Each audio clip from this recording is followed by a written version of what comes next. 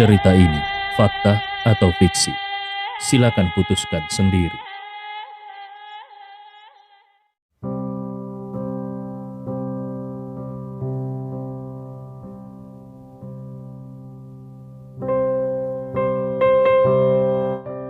Semua orang langsung ketakutan, namun Nyonya Tama dan Kasna merasa sangat senang di dalam hati mereka. Selama melihat Carla dipukuli, mereka akan merasa sangat gembira. Sementara Carla sendiri ketakutan setengah mati. Baginya, dipukuli bukanlah masalah besar, karena dalam 2 hari terakhir ini dia sudah sering dipukuli dan dia sudah terbiasa. Namun, yang menjadi masalah adalah dia tidak tahu kenapa wanita dengan bekas luka ini memukulnya. Apakah wanita ini adalah anggota kelompok penipu internasional yang datang untuk membalas dendam padanya? Ketika Carla merasa ketakutan, Rani dengan wajah memelas berkata kepada wanita berbekas luka itu, "Kakak, kami tidak mengenal wanita ini dengan baik. Kalau kau ingin memukulnya, silakan saja. Tidak masalah, bahkan kalaupun kau ingin memukulnya sampai mati. Namun, kami masih harus berlari. Bolehkah kami melanjutkan berlari?" Wanita dengan bekas luka itu mendengus dingin dan berkata, "Orang yang tidak terlibat bisa segera pergi. Kalau tidak, jangan salahkan aku kalau bertindak tidak sopan." Rani langsung melambaikan tangannya, langsung berteriak, "Teman-teman, ayo kita lari bersama. 1, 2, 1, 2. Orang itu segera mengikuti seruan Rani dan berlari menjauh. Di tempat itu hanya tersisa 3 wanita tersebut dan Carla. Carla sangat ketakutan dan dia langsung bertanya, "Kakak, kesalahan apa sebenarnya yang aku lakukan sehingga membuatmu marah? Tolong, beritahu aku." Wanita berbekas luka itu menendang perut Carla dengan keras dan membuatnya meringkuk di tanah sambil merintih kesakitan. Lalu dia mengeluarkan kartu ATM hitam dari sakunya dan bertanya, "Carla, lihat baik-baik. Apakah kau mengenali kartu ini?" Carla mengangkat kepalanya dan langsung terkejut. Kartu itu sangat khas. Dia tidak mungkin tidak mengenalinya. Kartu itu sama persis dengan kartu yang dia curi dari Andi. Apakah ketiga wanita ini benar-benar anggota kelompok penipu? Pada hari tadi, saat pagi hari, polisi masih memberitahu bahwa mereka belum menemukan petunjuk. Bagaimana bisa sekarang mereka sudah menangkap ketiga orang ini? 3 wanita ini tahu tentang dirinya. Pasti mereka datang untuk membalas dendam karena dia yang menyebabkan mereka ditangkap. Selesai sudah, mereka pasti sangat marah dan mungkin akan membunuhnya. Dia hampir dibebaskan, tetapi kalau pada saat ini dia dibunuh, betapa menyedihkannya nasibnya. Akhirnya Carla pun berbicara sambil menangis. "Aku benar-benar tidak mengenali kartu ATM itu. Kau pasti salah orang." Wanita dengan bekas luka itu berbicara sinis. "Salah orang katamu? Apakah kau sedang bercanda denganku?" Setelah berbicara, dia menarik rambut Carla dengan kuat dan menampar wajah Carla sambil berkata, "Kau tahu kenapa kami bertiga masuk ke sini? Itu karena kau memancing polisi dan menyebabkan kami bertiga ditangkap. Kuberitahu kepadamu, kami bertiga kemungkinan akan dihukum penjara seumur hidup. Semua ini karena kau." Carla menjerit kesakitan. Sambil menangis dia berkata, "Maaf, benar-benar maaf. Sebenarnya aku juga korban. Aku tidak tahu kalau kartu itu akan menyebabkan masalah sebesar ini." Wanita dengan bekas luka itu memandangnya dan berteriak kepada kedua temannya, "Ayo pukuli dia dengan keras. Lagi pula dia juga akan dipenjara selama 10 atau 20 tahun. Nantinya setiap hari kita akan memukulinya dan untuk melepas stres." 2 wanita lainnya segera maju dan bersama-sama memukul Carla dengan pukulan dan tendangan. Tinju dan tendangan mereka menghujani tubuh Carla dengan penuh kekerasan, membuat Carla berteriak kesakitan tanpa henti. Sebenarnya, ketiga wanita ini adalah orang-orang yang dikirim oleh Ibnu Qomar untuk memberi pelajaran kepada Carla. Tujuannya adalah agar Carla benar-benar percaya bahwa dia telah terlibat dalam masalah besar. Dengan begitu, ketika dia dibebaskan, dia tidak akan berani macam-macam. Saat ini Carla dipukuli hingga berguling-guling di tanah. Orang-orang lain yang sedang berlari mendengar teriakan menyedihkan ini. Semua orang terkejut melihat kejadian ini. Meskipun Rani pernah memukul Carla, tapi dia tidak pernah sekejam ketiga orang ini. Jelas, ketiga orang ini bukan orang biasa. Namun, Nyonya Tama yang melihat Carla dipukuli dengan begitu kejam, justru tertawa terbahak-bahak sambil berkata, "Bagus sekali, pukuli saja wanita bodoh itu sampai mati.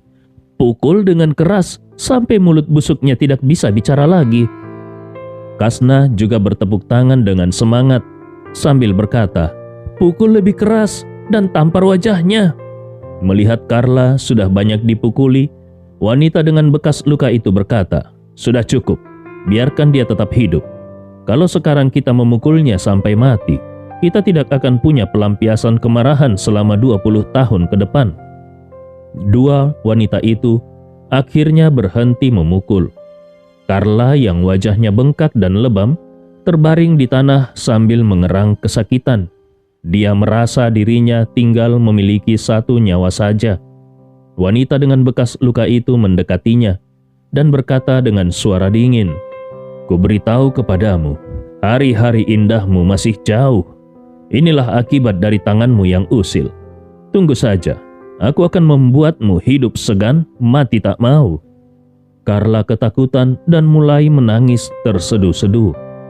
Kartu hitam milik Andi yang dicurinya sudah membawa banyak penderitaan baginya. Sejak mencuri kartu itu hingga sekarang, dia tidak pernah berhenti dipukuli. Setelah dipukuli, dia kelaparan. Setelah kelaparan, dia kedinginan. Setelah kedinginan, dia disiram air dingin. Setelah disiram air dingin, dia disuruh tidur di toilet. Ini benar-benar tragedi. Wanita dengan bekas luka itu tertawa dingin dan berkata kepada Carla, "Baiklah, cepat pergi sekarang juga." Carla merasa lega. Meskipun dipukuli hingga tidak bisa berdiri, dia tetap memaksakan diri untuk merangkak menjauh dari ketiga wanita ini. Setelah Carla dipukuli, ketiga wanita itu juga berbalik pergi.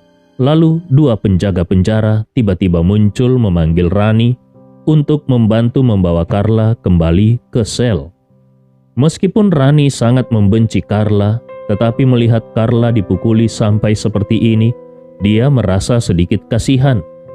Dia membantu Carla berdiri dan membawanya kembali ke sel. Saat Carla dibawa kembali ke sel, Andi Rewa menerima telepon dari Ibnu Qomar di rumah. Di telepon, Ibnu Qomar berkata, "Puang Andi, aku sudah mengirim orang untuk mengajari Carla. Aku yakin setelah dia keluar, dia pasti tidak akan berani mengatakan sepatah kata pun kepadamu." Andi Rewa mengangguk. "Baiklah, kau sudah melakukan tugasmu dengan baik. Sekarang sudah saatnya untuk membebaskannya." Ibnu Qomar segera mengangguk dan berkata, "Baik Puang, aku akan segera mengaturnya."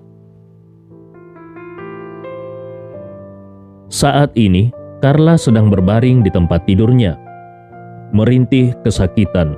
Ini adalah pertama kalinya dia bisa berbaring di tempat tidur sejak masuk ke pusat tahanan. Rani yang merasa kasihan padanya akhirnya mengizinkannya untuk tidur di tempat tidur. Saat ini, Nyonya Tama masuk ke dalam ruangan. Melihat Carla yang terbaring di tempat tidur, dia berkata dengan sinis, "Jarrako Carla, kau benar-benar telah membuat banyak orang marah. Kenapa semua orang ingin memukulmu? Sepertinya setelah ini hidupmu tidak akan mudah. Balas siko kau." Carla hampir putus asa saat ini. Apakah polisi tidak berniat membebaskannya? Kalau memang begitu, maka hidupnya akan sangat menyedihkan. Saat ini Nyonya Tama duduk di depan Carla. Melihat wajah Carla yang memar, dia berkata dengan bersemangat, "Carla, kau mungkin tidak pernah bermimpi akan memiliki hari seperti ini, bukan? Setelah aku dan Kasnah keluar beberapa hari lagi, kami akan tinggal di Villa Desilen dan menikmati hidup. Sementara kau akan menderita di penjara ini. Setelah aku pergi, pindah ke villa itu, aku akan menyuruh anakku mengganti istri dan kami akan menikmati kebahagiaan keluarga bersama-sama. Kau tinggal saja di penjara ini dan membusuk." Mendengar ini, Carla hampir meledak marah. Dia bergumam di dalam hatinya, "Wanita tua ini ingin Ridwan mengganti istri dan mereka akan menikmati kebahagiaan bersama-sama. Wanita tua ini benar-benar bermimpi di siang bolong. Tunggu saja, aku pasti akan keluar. Pada saat itu, lihat bagaimana aku akan membalas dendam padamu." Saat Carla berpikir dengan marah, penjaga penjara tiba-tiba membuka pintu dan berkata, "Carla, kau sudah dibebaskan. Ikuti aku untuk mengemasi barang-barangmu dan menyelesaikan beberapa dokumen. Keluargamu bisa datang menjemputmu." Perkataan ini membuat semua orang yang ada di dalam sel terkejut dan terdiam. Nyonya Tama dan Kasnah hampir tidak percaya dengan apa yang mereka dengar. Kenapa bisa? Bukankah Carla dituduh melakukan penipuan besar? Bukankah seharusnya Carla dipenjara setidaknya 10 atau 20 tahun? Bahkan mungkin lebih lama lagi? Kenapa sekarang Carla dibebaskan? Kalau Carla dibebaskan sekarang, bagaimana mereka bisa tinggal di Villa Desilen setelah mereka keluar nanti? Nyonya Tama tiba-tiba panik. Pada saat ini Carla yang tadinya tampak seperti setengah mati langsung melompat dari tempat tidurnya dengan penuh semangat. Rasa sakit dari pukulan yang baru saja diterimanya langsung hilang, seolah-olah menguap begitu mendengar berita itu. Akhirnya dia bisa keluar. Carla bersorak kegirangan sambil menari-nari. "Akhirnya aku akan dibebaskan. Ini luar biasa, benar-benar luar biasa. Aku akan kembali tinggal di Villa Desilen."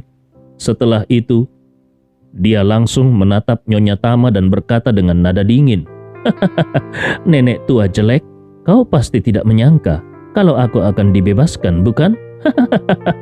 Dan kau juga, Kasnah, nikmatilah waktu kalian di penjara. Begitu kalian dibebaskan, kalian bahkan tidak akan punya tempat tinggal dan akhirnya akan menjadi tunawisma.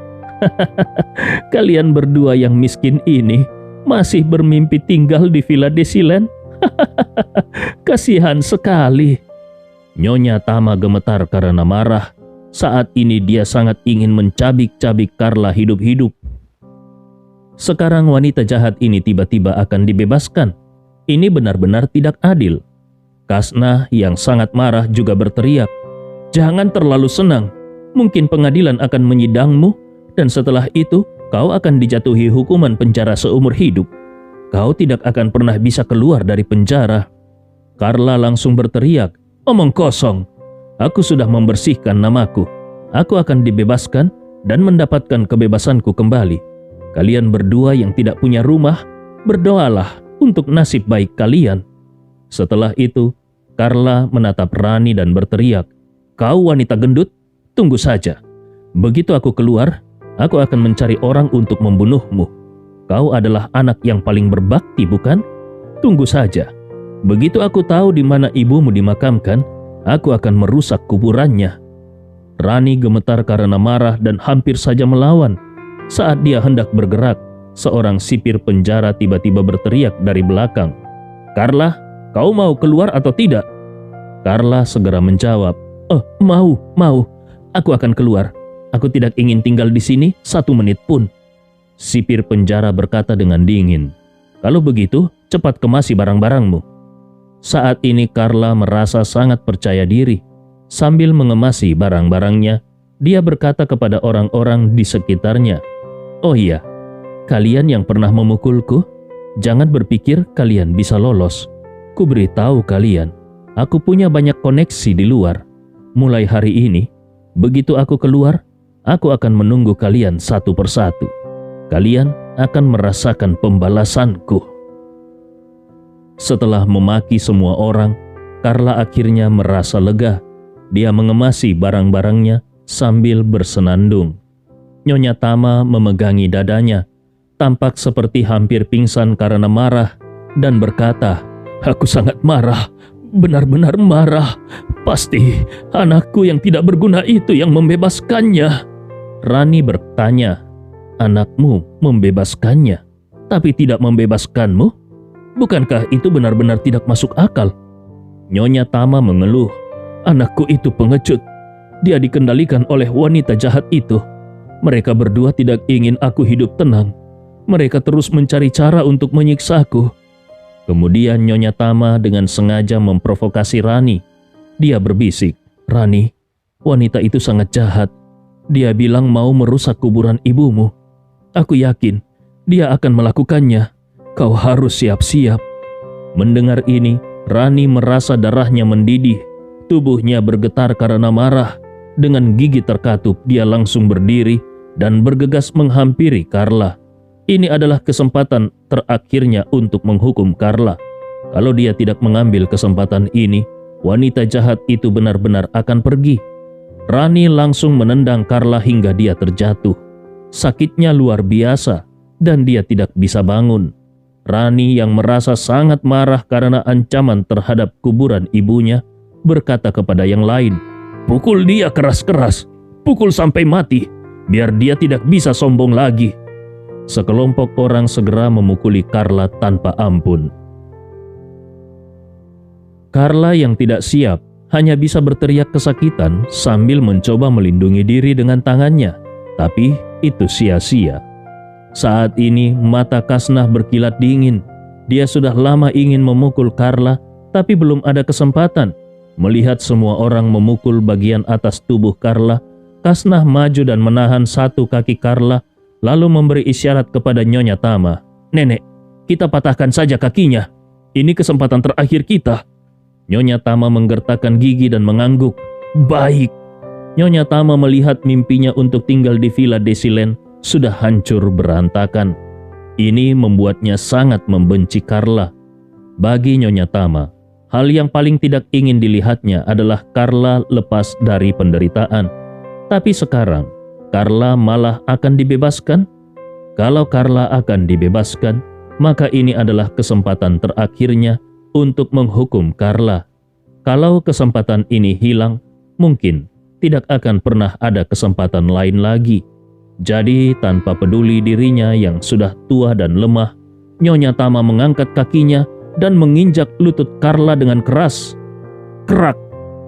Carla langsung berteriak kesakitan dengan suara kerak yang tajam. Dia merasakan sakit luar biasa di kakinya. Pasti kakinya patah. Nyonya Tama merasa senang, tapi gerakan tubuhnya terlalu banyak. Dia tidak bisa berdiri dengan stabil dan langsung jatuh ke lantai. Jatuhnya tepat mengenai tulang ekornya dan rasa sakitnya luar biasa hingga dia terus berteriak kesakitan. Sipir penjara yang mendengar keributan di dalam berteriak dari luar, "Apa yang terjadi? Apa yang kalian lakukan di dalam sini?" Semua orang langsung berhenti dan berdiri di samping. Rani melihat sekeliling, lalu dengan sengaja tertawa dan berkata, "Kelihatannya wanita jahat ini sangat sial. Dia hampir keluar, tapi malah mencoba menendang nenek tua itu. Akhirnya malah kakinya patah sendiri." Setelah itu dia cepat-cepat membantu Nyonya Tama berdiri. Carla sendiri berteriak sambil menangis, "Sipir, tolong aku, kakiku patah."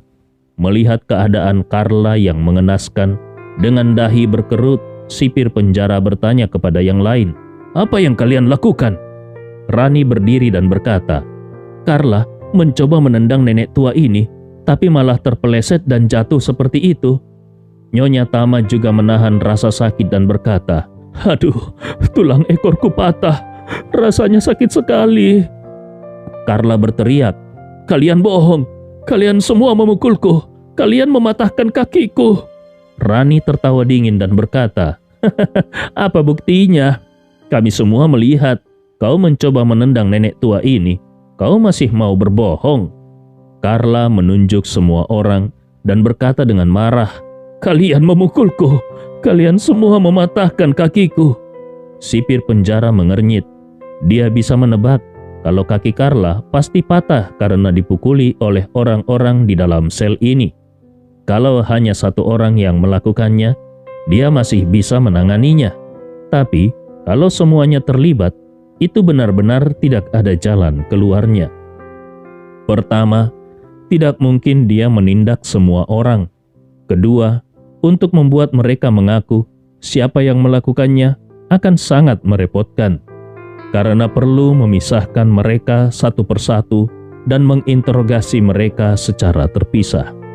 Memikirkan hal ini, sipir penjara pun berkata, "Baiklah, Carla, kalau kau terus membuat keributan seperti ini, kau tidak akan bisa pergi hari ini. Kalau harus dilakukan investigasi, kau harus menunggu lebih lama lagi." Carla menangis dan berkata, "Tapi mereka tidak bisa mematahkan kakiku begitu saja, bukan?" Sipir penjara dengan nada datar berkata, "Kalau kau ingin melaporkan mereka, itu bisa dilakukan. Aku bisa menjalankan prosedur normal dan memanggil mereka untuk menginterogasi. Tapi kalau itu terjadi, kau juga mungkin harus pergi ke kantor polisi untuk memberikan kesaksian. Jujur saja, kau hanya sendiri, sementara mereka bergerombol. Kata-katamu mungkin tidak akan didengarkan. Kalau mereka malah menuduhmu menyakiti nenek tua itu, maka kau yang akan terkena imbasnya." Mendengar itu, Carla langsung merasa putus asa. Dia tahu para narapidana di sana bukanlah orang baik. Selain itu, mereka sangat patuh pada Rani. Kalau dia membawa masalah ini ke polisi, kemungkinan besar mereka semua akan balik menuduhnya. Dalam keadaan itu, dia justru akan semakin terjebak dalam masalah. Daripada begitu, lebih baik dia cepat keluar dari penjara ini, semakin cepat semakin baik. Carla pun mengangguk dengan terpaksa dan berkata, "Aku ingin keluar sekarang juga." Sipir penjara mengangguk, lalu membantu Carla keluar dari toilet dan membawanya meninggalkan sel.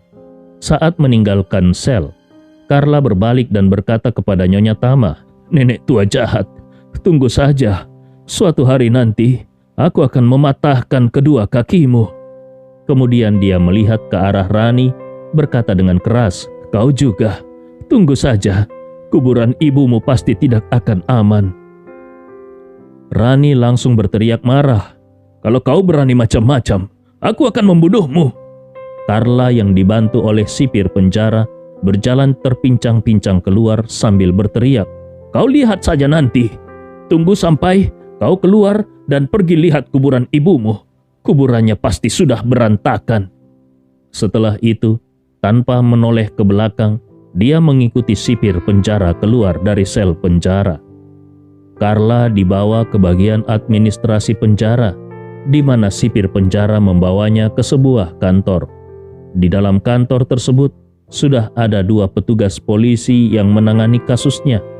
Kedua petugas itu terkejut melihat Carla dibantu masuk dengan kaki terpincang-pincang.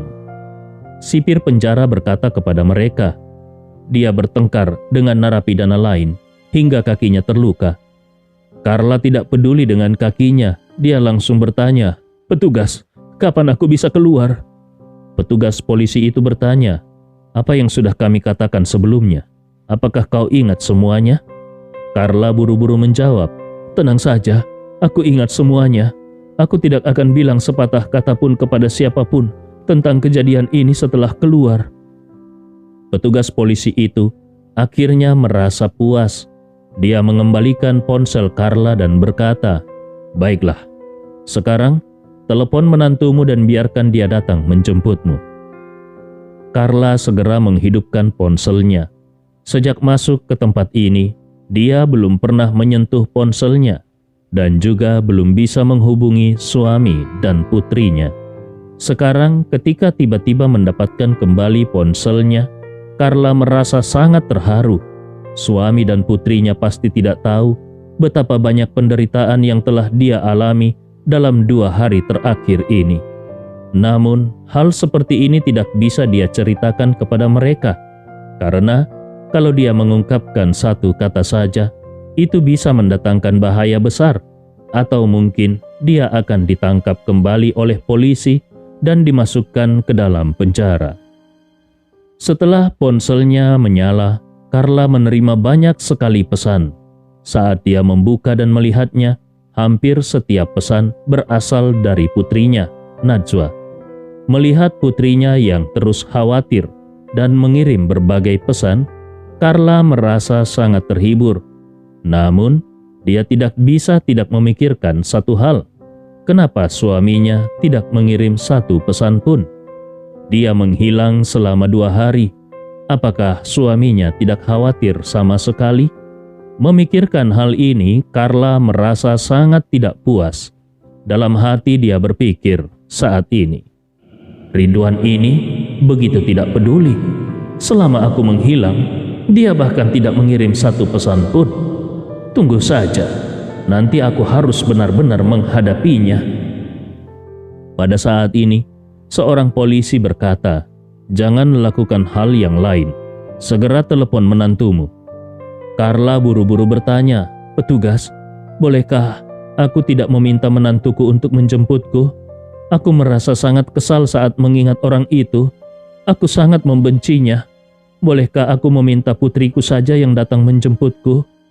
Polisi menggebrak meja dan berkata dengan suara dingin, "Alasan kami meminta menantumu untuk menjemputmu adalah karena kami ingin memastikan apakah para penjahat itu sekarang mengawasi menantumu atau tidak. Kalau kami membiarkanmu pulang tanpa penyelidikan, kau mungkin akan diincar juga, dan mungkin malam ini kau akan dibunuh. Jangan salahkan aku kalau itu terjadi." Carla langsung ketakutan dan berkata, Baiklah, aku akan menelpon menantuku sekarang. Tolong pastikan apakah para penjahat itu mengawasi dia atau tidak." Polisi itu mengangguk dan berkata dengan suara dingin, "Jangan khawatir. Selama kau melakukan apa yang kami katakan, kami akan menyelidikinya dengan hati-hati." Carla menghela nafas lega dan berkata, "Baiklah, aku akan menelponnya sekarang." Polisi itu bertanya lagi, "Apakah kau tahu harus mengatakan apa?" Carla menahan rasa sakit di kakinya dan berkata dengan patuh, Aku tahu. Aku akan mengatakan kalau aku ditipu oleh organisasi MLM, kemudian ditangkap oleh polisi, dan sekarang aku telah membersihkan namaku dan bisa pulang." Polisi itu mengangguk dan berkata, "Baiklah, segera telepon menantumu." Saat ini, Andi di rumah sedang menunggu telepon dari Carla. Tiba-tiba ponsel di atas meja berbunyi.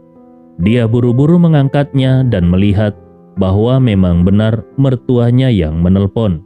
Jadi, dia menekan tombol jawab. Andi segera berpura-pura, "Ibu? Ibu di mana? Kami sudah mencari ibu sampai hampir gila." Carla sangat membenci Andi, tetapi tidak bisa mengatakannya secara terbuka dan langsung. Jadi dia hanya bisa berkata dengan suara dingin, "Sekarang aku berada di penjara kota. Cepat datang menjemputku." Andi berkata, "Ibu, mobil di rumah sedang dipakai. Bagaimana kalau aku naik taksi untuk menjemputmu?" Carla bertanya dengan marah, "Ada 2 mobil dan semuanya sedang dipakai?" Andi mengangguk dan berkata, "Najwa pergi ke kantor dan ayah pergi ke pesta." Carla bertanya dengan marah, "Pesta? Kurang ajar. Si Ridwan itu masih punya waktu untuk berpesta. Dia berpesta dengan siapa?" Andi menjawab, "Mungkin dengan beberapa teman lama. Aku juga tidak begitu yakin. Apakah ibu mau aku menelpon ayah?" Carla menjawab dengan kesal, "Cepat datang jemput aku. Aku terluka dan harus segera ke rumah sakit." Andi bertanya, "Apa yang terjadi? Ibu terluka?" Carla berteriak jengkel, "Kakiku patah. Jangan banyak bicara. Cepat datang ke sini." Andi pun berkata, "Baiklah, aku akan segera ke sana, Bu." Setelah menutup telepon, Andi segera keluar rumah dan pergi dengan menggunakan taksi. Dalam perjalanan ke penjara, dia menelpon Najwa dan berkata, "Sayang, Ibu menelponku. Aku sedang dalam perjalanan untuk menjemputnya." Ketika Najwa mendengar ini, dengan penuh semangat dia bertanya, "Benarkah Ibu menelponmu? Di mana dia? Apakah dia baik-baik saja?" Andi menjawab, "Ibu bilang dia ada di penjara kota. Katanya beberapa hari yang lalu dia ditipu masuk ke dalam organisasi MLM, lalu ditangkap polisi. Jadi dia ditahan. Hari ini dia baru saja dibebaskan dari tuduhan." Najwa tiba-tiba menyadari kebenaran. Sebelumnya, dia sudah curiga bahwa ibunya masuk ke dalam perangkap penipuan. Tetapi dia tidak menyangka kalau ternyata ibunya ditangkap polisi. Sepertinya, setelah ibunya pulang, dia harus bicara serius dengan ibunya untuk tidak percaya lagi pada orang-orang yang menjanjikan kekayaan secara instan. Dengan pemikiran seperti itu, Najwa berkata, "Aku akan ke sana sekarang. Kita bertemu di penjara." Andi buru-buru berkata, "Sayang, kau tidak perlu datang. Ibu bilang dia terluka. Aku akan segera membawanya ke rumah sakit. Kita bertemu di rumah sakit saja." Najwa dengan cemas bertanya, "Apa yang terjadi? Di mana ibu terluka? Apakah lukanya parah?" Andi Rewa menjawab, "Di telepon, ibu bilang kalau kakinya patah. Tapi aku tidak tahu seberapa parahnya. Dokter yang bisa memastikannya." Najwa langsung menangis dan berkata, "Setelah kau jemput ibu, langsung bawa dia ke bagian gawat darurat rumah sakit. Aku akan ke sana sekarang." Ketika Andi Rewa tiba di penjara, dia melihat Carla sudah sangat menderita.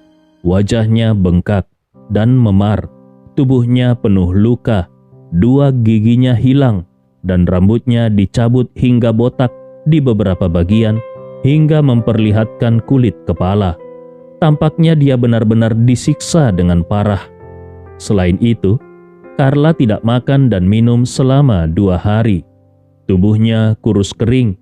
Dia terlihat sangat menyedihkan.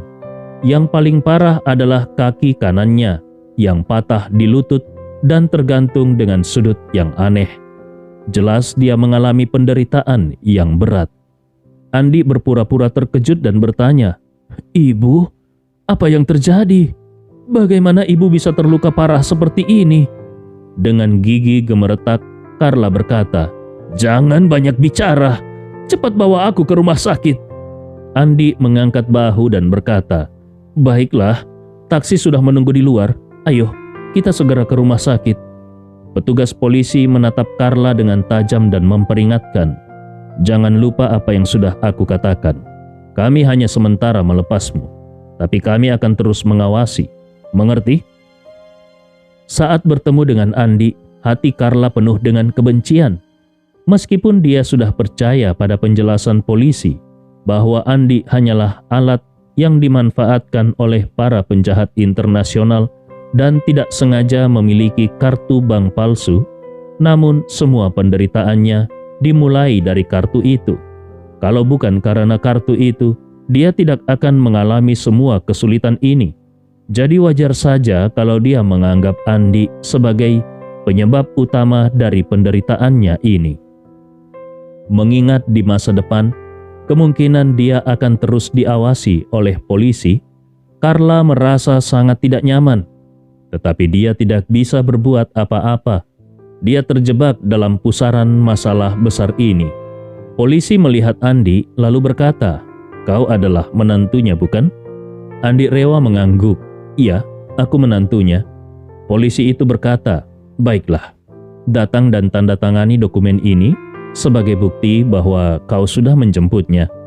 Andi Rewa mengikuti polisi itu untuk menandatangani dokumen lalu bertanya, "Sekarang kami sudah boleh pergi?"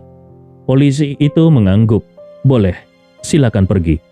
Kemudian Andi berkata kepada ibu mertuanya, "Ibu, kita bisa pergi sekarang. Aku akan mengantarmu ke rumah sakit." Andi Rewa membantu ibu mertuanya keluar dari penjara. Di luar, ada sebuah taksi tua yang menunggu.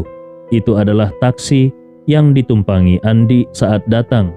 Dia berkata kepada Carla, "Bu, naiklah."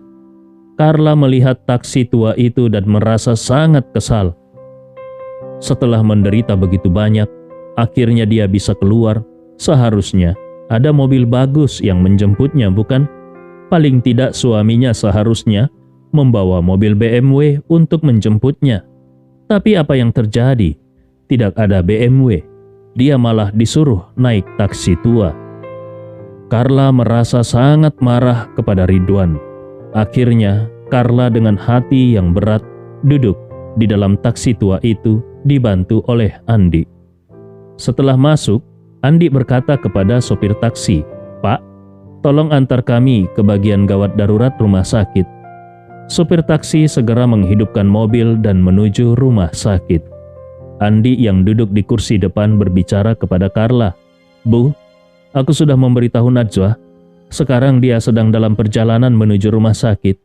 Nanti kita akan segera memeriksakan kakimu." Carla mendengus marah dan memutar wajahnya ke arah jendela. Dengan nada sarkastik dia berkata, "Punya menantu sepertimu, sungguh tidak berguna, hanya bisa membawa masalah." Andi Rewa berpura-pura tidak mengerti dan bertanya, "Bu, apa maksudmu? Kenapa aku membawa masalah untukmu?" Carla memelototinya melalui kaca spion, lalu berkata dengan ketus, "Jangan bertanya, pikirkan sendiri. Aku tidak akan memberitahumu." Carla telah berkali-kali diperingatkan oleh polisi, jadi dia sekarang tidak berani marah secara langsung terbuka pada Andi. Dia hanya bisa melampiaskan kemarahannya dengan cara yang samar. Andi tahu persis apa yang dipikirkan ibu mertuanya yang aneh ini. Jadi dia sengaja berkata, "Maaf, tapi aku benar-benar tidak tahu apa yang membuat ibu kesal." Carla sangat berusaha menahan kemarahannya. Rasanya seperti ada duri di tenggorokannya.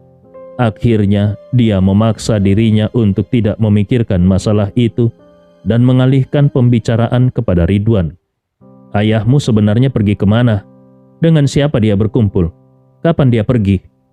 Andi berkata, "Ayah pergi pagi tadi, tapi aku tidak tahu dengan siapa saja, karena aku tidak bertanya padanya." Andi yakin seandainya Carla tahu kalau Ridwan pergi berkumpul dengan cinta pertama dan teman-teman sekelas mereka, dia pasti akan sangat marah hingga mungkin menghancurkan taksi ini. Jadi, dia pura-pura tidak tahu dan membiarkan Carla langsung bertanya sendiri pada Ridwan nanti. Dia tidak ingin terlibat dalam masalah rumit antara mereka bertiga. Carla mengomel marah. Belum lama ini mereka sudah berkumpul. Kenapa sekarang berkumpul lagi? Sepertinya selama 2 hari aku ditahan di penjara, dia hidup sangat nyaman. Sambil berbicara, Carla langsung mengambil ponselnya dan menelpon Ridwan. Saat ini Ridwan sedang bersenang-senang dengan Mariska dan teman-teman lama mereka di klub Glorious. Ridwan sendiri juga sangat bahagia karena sekarang semua teman lamanya termasuk Heru tidak ada yang berani mengolok-oloknya lagi. Mereka menikmati makan siang yang sangat mewah di klub. Karena mereka masih bersemangat, Mariska pun memesan sebuah ruang karaoke di klub dan mereka mulai bernyanyi. Ruang karaoke di klub Glorious adalah yang terbaik di Makassar. Ruangannya luas, dekorasinya mewah, fasilitasnya canggih dan nyaman.